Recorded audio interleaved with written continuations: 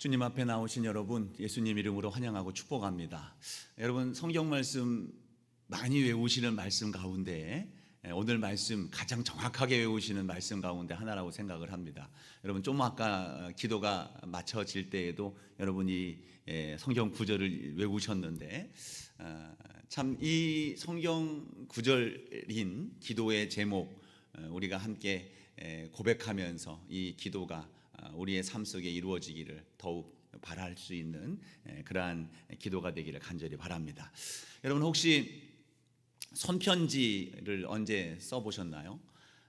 어제 유목사님과 잠깐 대화를 하면서 십수년 전에 여러분들 중에 이제 목사님께 손편지를 써보낸 분이 있었다면서 그 편지를 다시 꺼내 읽으면서 참 감회가 새로웠다라고 하는 그러한 말씀을 들으면서 나는 손편지를 언제 받아봤나, 또 내가 언제 마지막으로 손편지를 써본 적이 언제였나 한번 생각해 본 시간이 있었습니다. 요즘에는 뭐 문자나 카톡으로 즉각 메시지를 보내죠. 급하면 전화를 합니다. 빠르고 편리합니다. 근데 편지는 좀 다릅니다. 단어 하나, 문장 하나 요거를 쓰고 지우면서, 심지어는 뭐 거의 썼던 종이 한 장을 다 또 찢어버리면서 구겨버리면서까지 문장과 단어와 또 그리고 이 편지를 받아볼 그 사람의 마음과 이 모든 것들을 깊이 생각하면서 편지 하나하나를 써내려 나갑니다. 오랜 시간이 걸려요. 근데 그 느림 속에서 수신인을 향한 배려와 존중, 이러한 우리의 마음 자세가 담겨지게 됩니다. 우리가 기도할 때에 하나님 앞에 나아가는 기도, 우리가 아버지 앞에 기도하며 나아간다라고 하는 말씀을 지난 시간에 나누었습니다만, 편하게 스스럼 없이 주님 앞에 나아가는 것 마땅히 우리가 갖는 귀한 기도의 자세입니다만, 그렇다 보니까 어느 순간 내가 하나님 앞에 나아가 기도하는 태도가 내 요구만 그냥 즉각적으로 짧게 단문처럼 막 전해드리고 속히 내 삶의 일상으로 돌아와 버리는 그러한 모습으로 기도하고 있는 것은 아닌지 우리는 한번 생각을 해봐야 될 필요가 있습니다. 우리는 기도 대상이신 하나님 앞에 그 주님 앞에 드리는 나의 표현, 나의 언어, 나의 고백, 이러한 것들을 한번 진지하게 한번 살펴보면서 주님이 이 기도를 들으실 때에 어떤 마음이실까 라고 하는 것도 한번 살펴볼 필요가 분명히 있습니다. 너무 익숙하게 기도하다 보면 그러한 것들을 간과할 수 있는 그러한 시점에서 우리의 기도를 점검하는 그러한 저와 여러분 모두가 될 수 있기를 간절히 소망합니다. 예수님은 그런 가운데 있는 우리에게 이렇게 말씀을 하시죠. 오늘 말씀, 너희는 이렇게 기도해라. 우리 지난주에 앞말씀을 함께 나누었어요. 잘못된 기도가 무엇이었는지를 예수님께서 지적해 주셨습니다. 두 가지였죠. 하나는 사람들 앞에 보이기 위한 기도였습니다. 우리가 지지난주에 외식이라는 표현을 했었습니다. 휘포크리테스라고 하는 그러한 외식이라는 말, 가면 쓴 배우가 연극하는 거, 이걸 이제 표현을 하셨죠.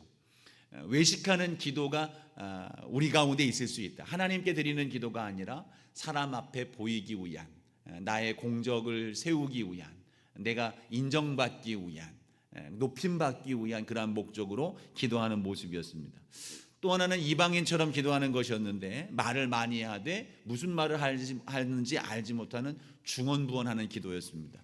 기도의 양과 열심히 응답받는 비결이라고 생각하는 그런 착각 속에서 하나님이 어떤 분이신지는 별로 상관없이 그냥 내가 하고 싶은 말만 막 쏟아놓는 그러한 주문 같은 기도의 자세를 말씀을 하셨습니다. 예수님은 이 두 가지 태도를 다 부정을 하시고 오늘 우리에게 그렇다면 너희는 어떻게 기도해야 되는가, 올바른 기도의 내용을 가르쳐 주는 것, 그것이 우리가 늘 주일마다 또 여러분 삶의 자리에서 주님 앞에 기도로 고백 드리는 주기도문을 가르쳐 주십니다. 일전에 제가 강의하고 있는 신학교의 학생들하고 함께 어디를 가는 그런 과정 속에 차에서 뒤에서 그 학생들이 자기들끼리 막 이야기하는 소리가 들려왔어요. 한 학생이 여학생이었어요. 나이가 좀 있는 분이었는데 불면증이 있다는 거예요. 나이 드니까 불면증이 생겨 하면서 이제 그런 얘기를 하는데, 수면제를 먹어도 잠이 안 온다는 이야기를 막 하고 있어요. 그랬더니 그 옆에 있는 또 다른 여학생이 하는 말씀이 이래요. 잠이 안 오면 주기도문 한 100번 외워봐. 100번 외우면 잠 잘 와라고 얘기하더라고요. 언젠가 어떤 분은 주기도문을 어떻게 활용하냐면 갑자기 무서운 생각이 들면 주기도문을 외운다고 합니다. 그 주기도문을 외우면 신기하게도 마음이 평안해졌다라고 하는 그러한 간증을 하기도 했습니다. 물론 예수님이 가르쳐 주신 이 기도문을 우리가 고백하게 되면 그 가운데 능력이 분명히 있습니다. 근데 지금 제가 말씀드렸던 그러한 태도로 주기도문을 대한다면 그것은 주님이 금하신 주문을 외우는 것과 이방인의 기도와 별반 다를 바가 없는 그러한 모습으로 주님의 기도를 활용하고 있는 겁니다. 주님의 기도는 두려움을 몰아내고 불면증이 있는 밤에 잠이 잘 오기 위해서 반복적으로 계속해서 외우는 그러한 주문과 같은 것이 아닙니다. 주님께서 우리에게 기도를 할 때에 유의해야 될 것들에 대한 분명히 유의해야 될 것들이 있는데, 주기도문은 기도문을 우리에게 주신 게 아니라 기도를 이렇게 해야 된다라고 하는 기도의 내용을 주신 겁니다. 이렇게 기도해야 된다라고 하는 표본을 주신 거예요. 또 반복적인 위험을 우리는 주의해야 되는 겁니다. 늘상 우리가 반복적으로 기도가 끝나면 주기도문 외우고 예배가 마쳐질 때 주기도문 외우고 이렇게 하기 때문에 기도가 여러 번 계속 반복돼요. 외워지고 있단 말이죠. 외워서 좋긴 합니다만 외움으로 말미암아 반복적으로 말미암아 얻는 무익이 뭡니까? 곱씹지 못한다는 겁니다. 그냥 주문처럼 간과하고 휙 지나버리고 만다는 겁니다. 예수님이 가르쳐 주신 기도는 우리의 기도에 있어서 우선순위가 무엇이냐, 그리고 기도가 목적하는 바가 무엇입니까? 그것이 이루어지기를 위해서 기도하는 거 아닙니까? 그래서 그 기도의 우선순위일 뿐 아니라 우리의 삶 속에서 이루어지기를 원하는, 우리의 삶 속에서 나타나야 될 삶의 우선순위가 무엇이냐에 대한 부분들을 명확하게 가르쳐 주시는 말씀인 겁니다. 그렇기 때문에 우리는 이 주기도문을 대할 때에 이 기도문이 단순히 한 형식 속에서, 예배 중에서 절차 속에서 드려지는 기도문이 아니라 나의 고백이 되어야 되고 나의 간절한 소원이 되어야 됩니다. 주님, 나는 이걸 원합니다. 내 기도는 이 기도입니다.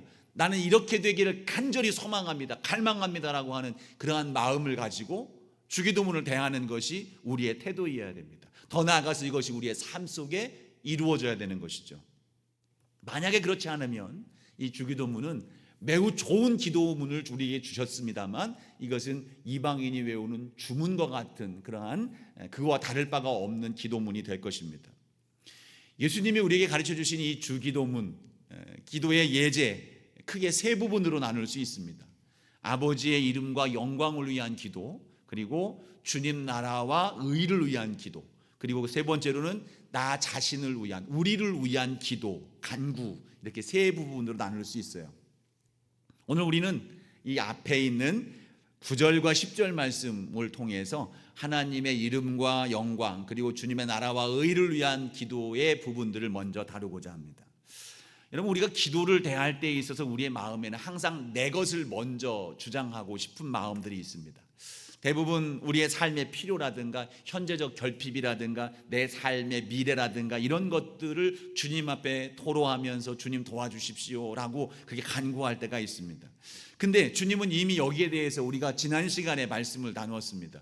주님이 이것을 어떻게 아십니까? 다 아신다 그랬습니다. 8절 말씀이었죠. 그러므로 그들을 본받지 말라. 구하기 전에 너희에게 있어야 할 것을 하나님 너희 아버지께서 아시느니라.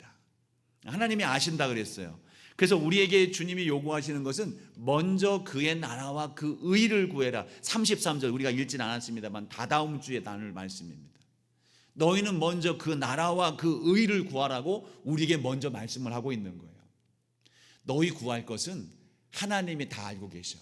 그러니 너희들이 지금 구해야 될 것은 하나님의 나라와 의를 구해야 되는 거야. 그러면 그 모든 것 무엇입니까? 우리의 삶의 필요, 나의 결핍, 나의 미래에 대한 기대, 이러한 것들은 하나님이 알아서 우리의 삶 속에 채워주실 것이니 너는 먼저 그 나라와 그 의를 구해라.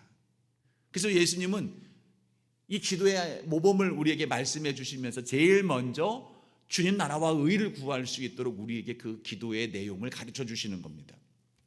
자, 이 기도의 내용을 우리가 살펴보겠습니다. 먼저 예수님은 우리에게 이렇게 하라고 합니다.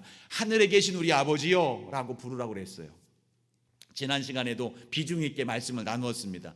우리가 기도하는 대상은 누구입니까? 우리의 아버지인 겁니다. 다른 사람이 아닙니다. 하나님 아버지예요. 남북전쟁이 한참일 때에 링컨은 백악관 집무실에서 매우 중요한 수만 명, 수십만 명의 목숨이 달린 전투에 대한 것들에 대한 보고들을 받습니다. 그런 아주 중요하고 신중한 결정을 해야 되는 그곳의 문을 아무나 함부로 열 수가 없었어요. 근데 당시 존 헤이라고 하는 링컨의 비서관의 기록에 따르면 그 문을 마음대로 열고 들어온 사람이 한 명이 있었습니다. 그 링컨의 아들 테드라고 하는 아이였습니다. 이 아이가 문을 열고 들어오면 정말 우리 같으면 좀 우리의 마음 같았으면 너 들어오면 안 돼 하고서 막았을 수도 있겠습니다만 그 아이 테드가 들어올 때 링컨은 잠시 장군들과 하던 회의를 멈추고 이 아들 테드를 맞아주셨다라고 그렇게 얘기를 하고 있어요. 아무나 들어올 수 없는 그 문을 활짝 열고 아들이 들어오는 것을 아버지는 기쁘게 맞아주시는 겁니다. 여러분, 우리가 기도할 때 우리의 모습이 바로 이와 같은 겁니다. 우리는 하나님의 자녀인 거예요. 아무도 들어갈 수 없는 그 문, 우리에게는 열려 있는 것입니다. 우리 요한계시록 지난 2월 거의 한 달 대부분을 요한계시록 새벽에 말씀을 나누었는데요. 마지막 22장, 21장 말씀에 보면 하나님 나라의 문이 열려 있다 그랬습니다. 우리에게 열려 있어요. 열려진 상태로 언제든지 우리가 주님 앞에 나아갈 수 있도록 그 길이 열려져 있다라고 우리에게 말씀하고 있습니다. 누구에게요? 하나님의 자녀된 저와 여러분에게 열려 있는 겁니다. 우리에게는 어떤 자격이 없습니다. 우리의 공로가 없어요. 기도의 응답을 받을 만한, 우리가 주님 앞에 무언가를 요구할 만한 어떠한 자격도 없습니다. 근데 우리의 자격은 딱 하나입니다. 예수 그리스도께서 우리를 대신하여 죽으심으로 말미암아 우리의 자격을 자녀로서 회복해 주신 그 한 가지, 우리의 하나님은 나의 아버지시고 나는 하나님의 자녀라고 하는 그 관계성 하나만으로 우리는 그 문을 열고 하나님 앞에 담대히 주님께 우리의 구할 바를 구할 수 있게 되는 것입니다. 오늘 이 아침에도 여러분 분명히 다시 한번 여러분 기억하십시오. 하나님은 나의 아버지십니다. 하나님은 나의 아빠입니다. 하나님은 나의 아버지십니다. 그런데 여기서 우리는 예수님이 말씀하신 하나님을 아버지라고 표현만 하지 아니하고 두 단어를 더 집어넣습니다. 하늘에 계신 우리 아버지였어요. 하늘에 계신 우리 아버지, 하늘에 계신 아버지. 하늘에 계시다라는 것은 몇 가지 의미가 있습니다. 단순히 하나님이 어디 계시다라고 하는 위치 정보를 우리에게 말씀해 주시는 것이 아닙니다. 하늘에 계신 아버지라고 하는 것은 하나님 아버지는 나의 모든 은밀한 소리, 내 시름소리까지도 다 귀 기울이신 하나님이시고 친밀하신 분이지만 하나님은 이 세상을 창조하신 창조주라는 겁니다. 이 세상을 섭리해 나가시는 아버지 하나님이시라는, 하늘의 하나님이시라는, 전능하신 하나님이라는 겁니다. 능력의 주님이시라는 거예요. 또 이 세상 그 어디에서도 어떤 일들이 벌어지고 있는지 그 모든 것들을 다 아시는, 그리고 우리의 심지어 내밀한 일까지도 다 아시는 하나님, 전지하신 하나님이라는 겁니다.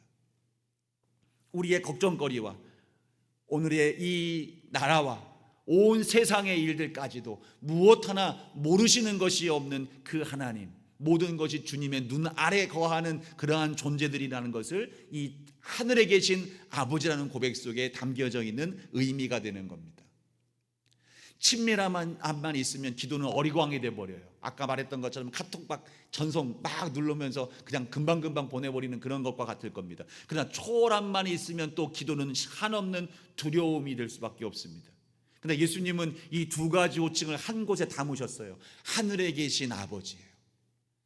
전능하신 나의 아빠입니다. 여러분, 이 고백 속에 우리는 우리의 기도가 응답되지 않을 염려가 전혀 없게 되는 겁니다. 내 아버지는 전능하신 분이시고 모든 것을 아시는 전지하신 분입니다. 그 아버지는 우리를 사랑하셔서 가장 선한 길로 우리를 이끌어 가시고 응답해 주시는 우리의 하나님이심을 믿는 고백이 저와 여러분 가운데 있기를 소망합니다. 그리고 또 하나 붙어요. 우리 아버지, 우리 아버지. 우리 아버지, 여러분 우리 아빠죠. 우리 아버지. 우리는 우리라고 하는 표현이 너무 익숙해서 항상 우리 아빠, 우리 남편도 이상하잖아요. 우리 남편 누구의 또 남편이라는 거예요. 우리 아내. 근데 우리라는 표현이 우리는 공동체적 의식을 많이 갖고 있습니다. 그러나 어쨌든 그 속에는 두 가지 의식을 다 담고 있어요. 하나는 나의 것이라는 것이죠. 그 하나님은 나의 하나님인 거예요. 나의 아버지라는 거예요. 옆집 아빠가 아니에요. 나의 아버지입니다. 그리고 우리 공동체성입니다. 예수님은 굳이 성경 속에서 우리라는 말씀, 이 주기도문 가운데 우리 하나님, 우리라고 하는 표현들, 우리의 죄, 모든 공동체성을 강조하시기 위해서 우리라는 표현들을 계속해서 반복해서 집어넣습니다. 우리라는 표현, 여러분 깊이 생각해 보십시오. 우리라고 했을 때 여기 있는 우리 모두를 이야기하는 겁니다. 신앙의 경륜이 많으신 우리 어르신, 우리 권사님, 장로님들, 이제 막 믿음 생활을 시작한 새가족 되는 사람들, 믿음이 약해서 정말 초보적인 삶을 걸어가는 사람, 직장인, 가정주부, 어떠한 존재, 남자, 여자, 그 누구든 우리라고 하는 단어 속에는 다가 포함이 되고 있는 겁니다. 우리 모두가 다 동일한 아버지를 부르고 있는 거예요. 그렇다면 우리 아버지라는 것은 결국 무엇입니까? 우리 아버지를 부르는 순간 나는 나 혼자가 아닌 겁니다. 나 혼자가 아니고 내 옆에서 나의 형제들과 나를 위해서 함께 중보하고 있고 기도하고 있는, 기도의 동역자가 된다는 거예요. 우리 아버지라고 하는 고백 속에서 내 옆에서 눈물을 흘리며 한숨 쉬고 있는 자를 나는 하나님 아버지 앞에 동시에 기도할 수 있는 존재가 되는 것입니다. 우리 아버지를 부르는 순간 나를 위한, 나의 유익만을 위한 기도자가 되는 것이 아닌 우리 형제, 우리 공동체 모두를 함께 아우를 수 있는 그런 중보자로서 우리는 설 수가 있게 되는 것입니다. 하늘에 계신 아버지 앞에, 또한 우리의 아버지 앞에 기도할 수 있는 저와 여러분 모두가 되기를 소망합니다. 하늘에 계신 우리 아버지요. 그리고서 첫 번째 기도 제목이 나옵니다. 이름이 거룩히 여김을 받으시오며. 이름이 거룩히 여김을 받으시오며. 이 말씀을 직역하면 당신의 이름이 거룩하게 되게 하소서라는 뜻입니다. 당신의 이름이 거룩하게 되게 하소서. 성경에서 이름은 단순히 그 호칭만을 담고 있는 의미가 아닙니다. 이름은 그 존재의 성품과 본질 자체를 다 포함하고 있는 말입니다. 그렇다면 하나님의 이름이 거룩히 여김을 받는다는 것은 무엇입니까? 하나님이 어떠한 분인지 이 땅에서 올바르게 드러나고 인정받는다는 뜻입니다. 하나님의 이름, 하나님의 본질, 하나님이 어떤 분이신지 이 땅의 모든 이들이 알고 인정하게 해달라고 그렇게 기도하고 있는 겁니다. 직역했던 말, 당신의 이름이 거룩하게 되게 하소서라는 단어를 한번 문장을 생각해 보십시오. 그럼 여기서 그 주체는 우리의 능력, 우리의 힘으로가 아닙니다. 하나님이 이루어 가시는 거예요. 하나님이 이루어 가시는 것, 하나님이 그렇게 이루어 가시는 겁니다. 그래서 우리는 그렇게 하나님 앞에 기도하는 것입니다. 하나님의 이름이 거룩히 여길 수 있도록 역사해 주십시오. 다만 우리가 그렇게 기도할 수 있는 것은 나를 그 하나님의 이름이 거룩히 여김 받는 데 있어서의 도구로 사용해 주십시오. 이 고백이 담겨져 있는 겁니다. 이러한 기도가 담겨져 있는 것을 우리가 연상할 수 있는 것이 에스겔서 36장 23절이에요. 물론 신명기에서도 나오고 있는 말씀입니다만 에스겔서 36장 23절에 보면 하나님이 우리에 대한 심각한 진단을 내리시면서 하나님이 말씀하시는 내용들을 우리에게 전해주고 계십니다. 요는 그겁니다. 너희가 내 이름을 더럽혔다는 거예요. 너희가 내 이름을 더럽혔다. 이렇게 말씀을 합니다. 여러 나라 가운데서 더럽혀진 이름 곧 너희가 그들 가운데에서 더럽힌 나의 큰 이름을 너희가 더럽힌 거예요. 이스라엘 백성들이 더럽힌 겁니다. 오늘날 어쩌면 저와 여러분이 더럽히고 있을 수도 있는 겁니다. 그걸 어떻게 합니까? 내가 거룩하게 할 것이다. 하나님이 거룩하게 하신다는 겁니다. 내가 그들 앞에서 너희로 말미암아 나의 거룩함을 나타내리니 내가 여호와인 줄을 여러 나라 사람이 알리라. 하나님이 하나님의 이름을 거룩하게 만들어 가실 겁니다. 근데 그 과정이 다시 이스라엘 백성들을 회복시켜 나아감으로 말미암아 하나님의 이름이 거룩하다는 사실을 온 땅에 알려주겠다는 말씀을 하고 있는 것입니다. 이스라엘을 하나님이 선택하신 이유는 신명기에서 나오시는 말씀이 그들을 통해서 하나님의 이름이 온 백성들에게 전파되게 하기 위해서, 그 하나님은 과연 어떤 하나님이냐라고 하는 것들이 그들의 마음속에 품어지는 의문이 되고 하나님을 향한 관심과 하나님을 향한 방향성으로 나아갈 수 있도록 이스라엘 백성들을 부르신 이유임을 말씀하고 있습니다. 그런데 이스라엘 백성들은 어땠습니까? 자신의 탐욕을 위해서, 자신의 유익을 위해서 불의를 행하고 우상을 숭배하면서 하나님의 이름을 더럽히는 일들을 그들 스스로는 자행하게 된 겁니다. 예전에 대신방을 하면서 타지에 있는 가정에 신방을 할 때 그 속도원 가정들과 함께 많은 이야기들을 차 안에서 나누었습니다. 그러던 중 한 집사님이 그런 진지한 고백을 했어요. 저한테 그런 말씀을 합니다. 목사님, 제가 지금까지 살아오면서 예수님을 2번 만났습니다. 한 번은 젊을 때에 기도하는 가운데에 예수님을 만났고, 또 한 번은 우리 속회 인도자님을 통해서 하나님을 만났습니다. 그 권사님, 그 속회 인도자 권사님은 헌신적인 삶과 사랑을 통해서 하나님이 정말 살아계시는구나라고 하는 것을 그분을 통해서 경험했다는 거예요. 이분은 하나님처럼, 예수님처럼 내게 임하셨습니다라고 그렇게 말하고 있는 거예요. 이것이 하나님의 이름이 거룩히 여겨지는 그런 은혜로운 역사가 되는 줄로 믿습니다. 5장 말씀에 보면 우리는 지난번에 말씀을 나눴죠. 예수님은 우리에게 무엇이라고 우리의 신분을 규정해 주셨습니까? 너희는 세상의 빛이요 세상의 소금이라고 말씀했습니다. 그러면서 마태복음 5장 16절 말씀에 이같이 너희 빛이 사람 앞에 비치게 하여 그들로 너희 착한 행실을 보고 하늘에 계신 너희 아버지께 영광을 돌리게 해라. 너희의 착하고 아름다운 빛된 삶을 통해서 하나님께 영광을 돌리게 하라는 겁니다. 그들의 삶을 통해서 하나님이 살아계시는구나, 하나님이 이런 모습이시구나라고 하는 것들을 그들을 통해서, 너희를 통해서 보게 만들어라라고 하는 말씀을 하신 겁니다. 하나님의 이름이 거룩히 여김받는 것은, 하나님이 영광 받으시는 것은 이 예배당 안에서만, 이 예배를 통해서만 되는 것이 아닙니다. 여러분이 출근하는 사무실에서, 여러분이 가족과 함께하는 그 현장에서, 여러분 자녀들이 함께 있는 그 학교 그 책상에서, 또 여러분 여러분의 삶의 모든 자리에서 나타나는 일들이 되어져야 되는 거예요.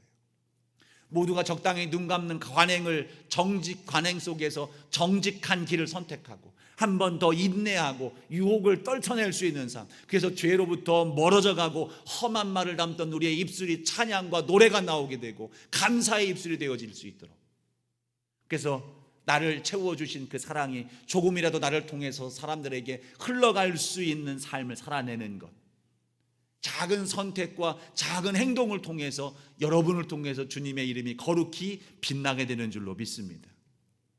여러분에게 주어지는 삶의 순간순간마다 바른 선택을 할 수 있는 저와 여러분 되기를 소망합니다.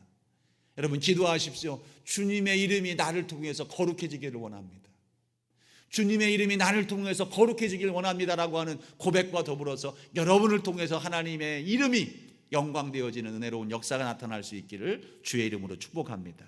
이것이 우리의 첫 번째 주님이 가르쳐주는 기도의 제목입니다. 두 번째는 나라가 임하시오며예요. 직역하면 주님의 나라가 오게 하십시오. 주님의 나라, 이 나라는 무엇입니까? 헬라어는 바실레이아라고 합니다. 하나님의 나라는 두 가지의 존재, 두 가치로 이해될 수 있습니다. 하나는 공간적인 천국이에요. 예수님께서 요한복음에서 말씀하실 때 내가 하나님께 갈 것이다, 가서 너희의 거할 처소를 예비하러 가겠다. 공간적인 그 나라를 구비하는 것, 요한계시록에 보면 새하늘 새 땅 새 예루살렘이라고 성경에 표현되고 있습니다. 이 공간이 하나님 나라예요. 또 하나 정말로 천국의 진정한 핵심이 되는 가치가 오늘 말씀에 나오는 바실레이아입니다. 바실레이아의 의미는 하나님의 통치하는 공간입니다. 하나님의 통치의 상태예요. 천국은 하나님이 다스리기 때문에 천국이 되는 겁니다. 그 나라에서만이 아니라 이 땅에서도 하나님의 통치함이 있으면 그곳이 바로 천국이 되는 겁니다. 여러분을 하나님이 여러분의 마음에 임하셔서 다스리고 계시면 여러분은 천국을 누리고 계시는 거예요. 여러분의 가정에 주님이 임하여 계시면 여러분의 가정이 천국이 되는 겁니다. 여러분의 삶의 자리가 여러분으로 말미암아 하나님의 통치가 이루어지고 있다면 그곳이 바로 천국이 되고 있는 겁니다. 누가복음 17장 20절 21절 말씀에 이렇게 말씀을 합니다. 하나님 나라는 어느 때 임합니까? 라고 하는 제자들의 질문 앞에 하나님 나라는 볼 수 있게 임하는 것이 아니고 또 여기 있다 저기 있다고 해서 오는 것이 아니라 하나님 나라는 어디 있습니까? 너희 안에 있느니라. 너희 안에 하나님 나라가 있다고 말씀하고 있습니다. 로마서 14장 17절 우리 함께 읽어볼까요? 같이 읽어봅니다. 시작. 하나님의 나라는 먹는 것과 마시는 것이 아니요 오직 성령 안에 있는 의와 평강과 희락이니라. 먹고 마시는 어떤 물리적인 공간이 아니라 성령 안에, 즉 주님 안에 있는 너희들, 그 안에서 의와 평강과 희락을 누리는 그 공동체의 현장, 이곳이 바로 하나님 나라라고 하는 겁니다. 여러분, 하나님 나라는 여러분의 마음속에, 여러분의 삶 속에 하나님의 통치가 일어나는 그 순간 그곳에 임하게 되는 줄로 믿습니다. 그래서 우리는 그러한 기도를 해야 되는 겁니다. 주님 나라 이루어 주십시오. 나를 주님 주관해 주시고 나를 통치해 주십시오. 나에게 있어서 주님의 통치가 시작되면 내 가정이 주님의 통치가 시작이 되는 겁니다.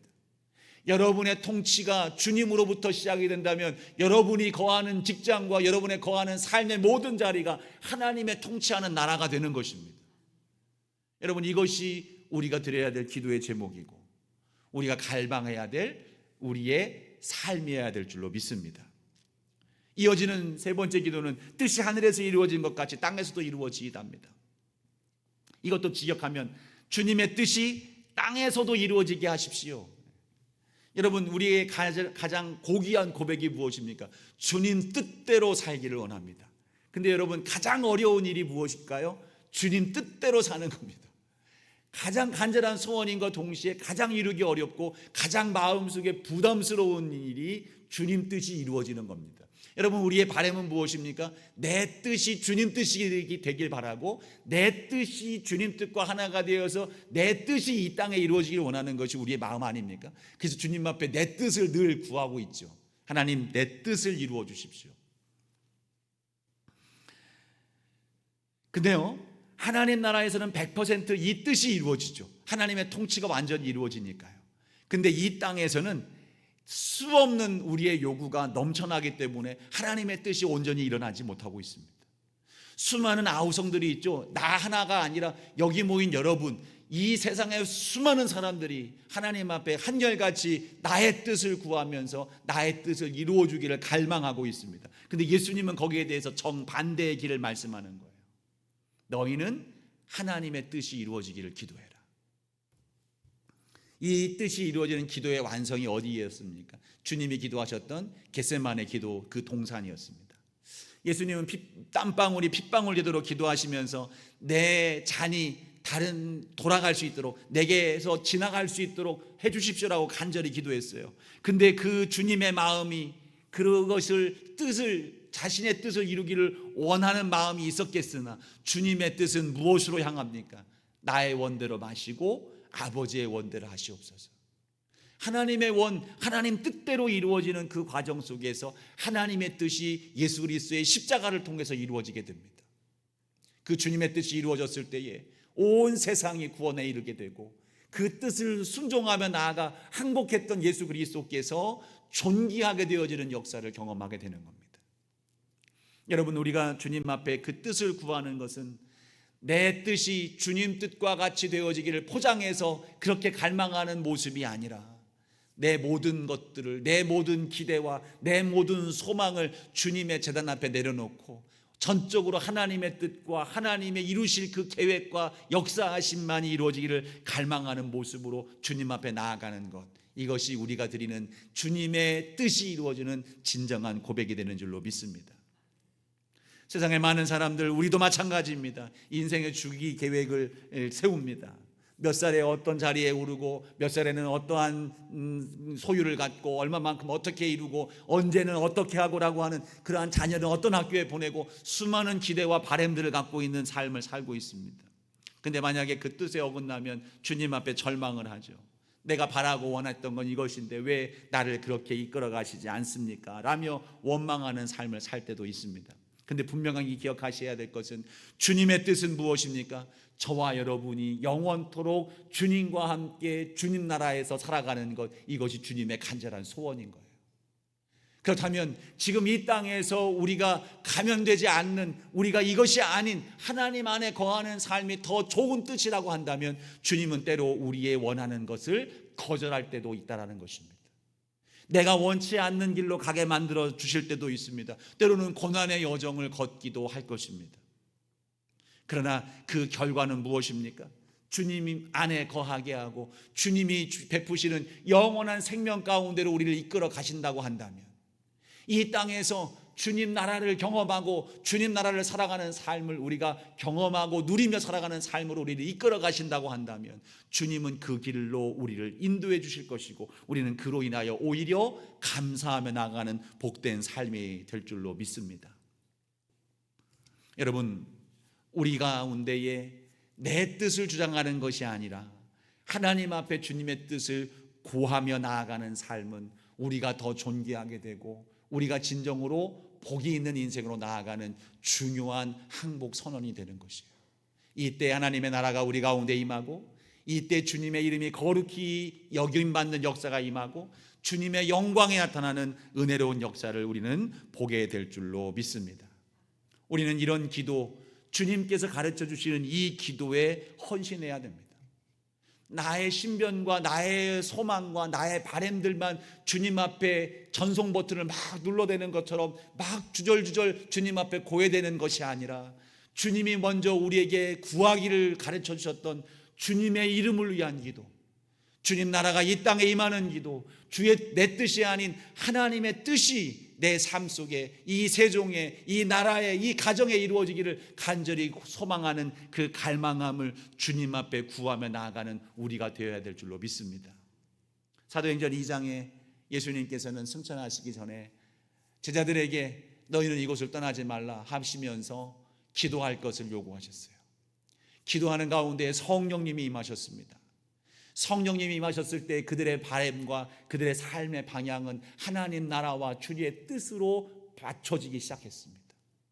그들이 그 나라와 그 뜻, 그 이름의 영광을 위해서 기도하며 헌신하며 살아갈 때에 세상은 바뀌기 시작한 거예요. 그 삶이 죽음과 고난의 길을 여정을 걸어갈지라도 그 삶의 모든 여정이 하나님 나라를 누리며 살아가는 복된 길로 나아가는 은혜로운 경험을 하게 되는 것입니다. 오늘 이 시간 주기도문이 기도문이 아니라 여러분의 간절한 소원이요, 여러분의 삶의 우선순위가 되기를 간절히 소망합니다. 주님 이름을 위해서 기도하시고 그 이름을 위해서 사십시오. 주님 나라가 이 땅에 이루어지기를 위해서 주님의 뜻이 내 삶 속에 아름답게 성취되기를 소망하며 그것이 기도를 하며 그 뜻이 이루어지기를 내 삶의 모든 주도권을 주께 내어드리며 걸어가는 여러분이 되십시오.